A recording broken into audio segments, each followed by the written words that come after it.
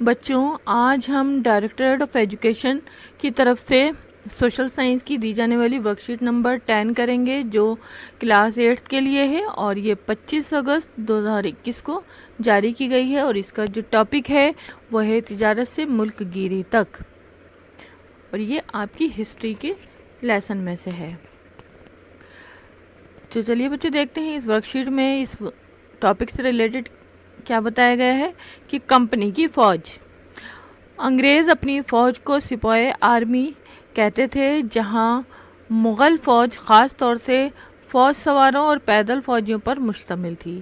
انہیں تیر اندازی اور تلوار چلانے کی مشق کرائی جاتی تھی، مطلب ان کو اس کی ٹریننگ دی جاتی تھی۔ وہیں برطانوی فوج میں سپاہی مسکٹ، توڑے دار بندوقوں اور میچ لاکس بارود کو ماچس سے چنگاری دینے والی بندوق سے مسلح تھے۔ تو یہ تھی بچوں اس کے بارے میں کہ مسکٹ اور میچ لاک کے بارے میں، اور یہ انگریز لوگ ہیں اپنی فوج کو سپاہی یا آرمی کہتے تھے۔ پھر اس میں بتایا گیا ہے کہ فرق بتانے کے بتایا گیا ہے کہ مغل فوج اور کمپنی کی فوج، کمپنی مطلب ایسٹ انڈیا کمپنی کی فوج کے اندر دونوں فوجوں کے بیچ میں کیا فرق تھے۔ تو یہاں 4 جو ہے ڈفرینسز بتائے گئے ہیں۔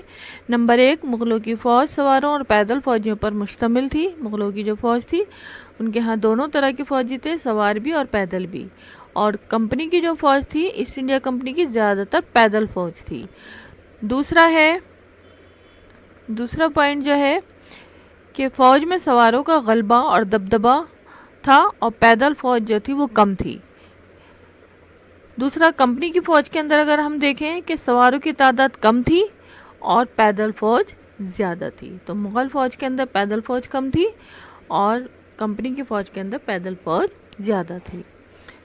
تیسرا فرق ہے کہ تیر اندازی اور تلوار چلانے میں ماہر فوج تھی یہ مغل فوج جو تھی، اور کمپنی کی فوج جو تھی وہ بندوق چلانے میں ماہر فوج تھی۔ چوتھا پوائنٹ ہے کہ بڑی تربیت یافتہ اور پیشہ ور پیدل فوج نہیں تھی، ضرورت پڑنے پر دیہاتی ہتھیار بند کسان بھی فوج میں ہوتے تھے۔ یہ مغل فوج کی چاروں چیزیں بتائی گئی ہیں۔ ادھر بتایا گیا ہے کہ سپاہیوں کو یورپی طرز کی مشق اور ڈسپلن، پیشہ ورانہ اور تربیت یافتہ فوج تھی یہاں کی۔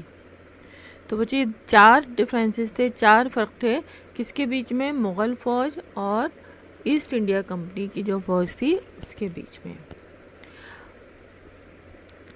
آگے بتایا گیا ہے کہ تربیت یافتہ اور پیشہ ورانہ سپاہیوں کی فوج بنانے کے چکر میں انگریز کئی بار ذات پات اور فرقہ وارانہ جذبات کو نظر انداز کر دیتے تھے، پر سپاہی کسی نہ کسی فرقے کے فرد تو تھے ہی۔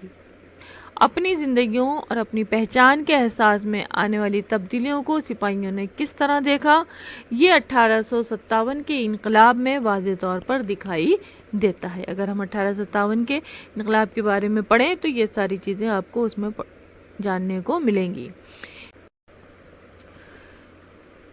تجارت سے ملک گیری تک، جیسے کہ اس ورک شیٹ کا ٹاپک بھی ہے اور سبق کا نام بھی ہے تجارت سے ملک گیری تک، نام کے اس سبق کے بارے میں مختصر طور پر ہم کہہ سکتے ہیں کہ ایسٹ انڈیا کمپنی ایک تجارتی کمپنی سے تبدیل ہو کر ایک نوآبادیاتی طاقت میں تبدیل ہو گئی۔ کہنے کا مطلب یہاں پر یہ ہے کہ ایسٹ انڈیا کمپنی ہندوستان جو آئی تھی وہ ایک تجارت کرنے کے لیے آئی تھی، ایک تجارتی کمپنی تھی، لیکن آہستہ آہستہ وہ تبدیل ہو کر ایک نوآبادیاتی طاقت میں تبدیل ہو گئی۔ 19ویں صدی کے ابتدا میں نئی بھاپ ٹیکنک کی دریافت کے بعد اس میں اور تیزی آئی۔ اب صرف 3 ہفتوں میں جہاز کے سفر سے ہندوستان پہنچا جا سکتا تھا۔ اس ٹائم کہہ رہے ہیں کہ صرف 3 ہفتوں سے جہاز کے سفر سے ہندوستان پہنچا جا سکتا۔ اس سے پہلے 6 سے 8 مہینے لگتے تھے جہاز کے سفر سے ہندوستان تک پہنچنے میں۔ اس لیے سے زیادہ انگریز اور ان کے اہل خانہ، مطلب ان کی جو فیملی ہوتی تھی، ہندوستان جیسے دور ملک میں آنے لگے، کیونکہ پہلے سفر مشکل ہوا کرتا تھا، 6 سے 8 مہینے تک لگتے تھے یہاں تک پہنچنے میں۔ اب جو تھا اس ٹائم میں صرف 3 ہفتوں میں وہ سفر कंप्लीट करके हिंदुस्तान पहुंच जाते थे। 1857 तक बरसगीर हिंदुस्तान की 63% जो है ज़मीन और 78% आवाम पर कंपनी का बराह रास्त हाकिमाना इक़्तिदार कायम हो गया। इसका बिलवास्ता असर मतलब इनडायरेक्ट तौर पर असर पूरे मुल्क की आबादी और रकबे पर पड़ा। अब ईस्ट इंडिया कंपनी अमलन पूरे हिंदुस्तान की हाकिम बन चुकी थी। तो बच्चों ये थी आज की वर्कशीट नंबर 10 जो हमारे हिस्ट्री के अंदर से थे और चैप्टर का नाम था तिजारत से मुल्कगिरी तक। अब इसी वर्कशीट से रिलेटेड यहाँ कुछ क्वेश्चंस मालूम किए गए हैं। कुछ क्वेश्चन जो है 3 क्वेश्चन यहाँ मालूम किए गए हैं कि पहला क्वेश्चन है कि मुग़ल फ़ौज और कंपनी की फ़ौज में कोई 2 फ़र्क बताइए। तो यहाँ पर अभी आपको समझाया गया था यहाँ पर कि मुग़ल फ़ौज और कंपनी की फ़ौज के अंदर जो यहाँ डिफरेंसेस बताए गए थे, इसमें से 2 लिखने के लिए कहा गया है। अगर आप चारों लिख लें तो अच्छा रहेगा। नेक्स्ट क्वेश्चन है यहाँ पर कि हिंदुस्तानी अवाम सिपाही की शक्ल में कंपनी के लिए काम क्यों करती थी। तो बच्चे इसका आंसर इस तरह से लिख सकते हैं क्योंकि उस टाइम यहाँ हिंदुस्तान के अवाम के पास कोई काम नहीं था, कोई कारोबार नहीं था, तो ये कारोबार के लिए या कोई काम के लिए इन्होंने कंपनी को ज्वाइन किया क्योंकि कंपनी इनको फिर कुछ तनख्वाह देती थी ना, और इनको ट्रेन भी करती थी, इनकी मशक कराई जाती थी। दूसरी चीज़ और बहुत सारी जो फैसिलिटीज़ थी, बहुत सारी जो सहूलियात थी वो भी कंपनी इनको मुहैया करती थी। तो ये क्वेश्चन नंबर 2 का आंसर आप इस तरह से लिख सकते हैं। नंबर 3 है कि मस्केट और मैच लॉक क्या थे। तो बच्चों ये भी अभी हमने यहाँ वर्कशीट के अंदर जब आपको समझाया है तो यहाँ पर आपको बताया गया था, डिस्कस किया है यहाँ पर।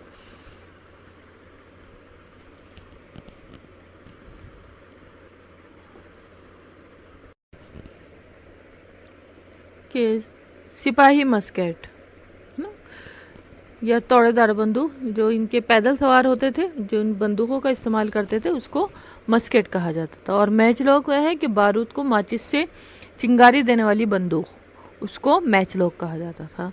तो ये दोनों आप क्वेश्चन नंबर 3 के आंसर में लिख लीजिएगा। तो बच्चों ये थी आज की हमारी वर्कशीट नंबर 10 जो आप लोगों के समझ में आई होगी। और उसको समझते हुए इसके अंदर जो क्वेश्चंस के आंसर आपको समझाए गए हैं उसको आप इजीली लिख सकते हैं। Thank you.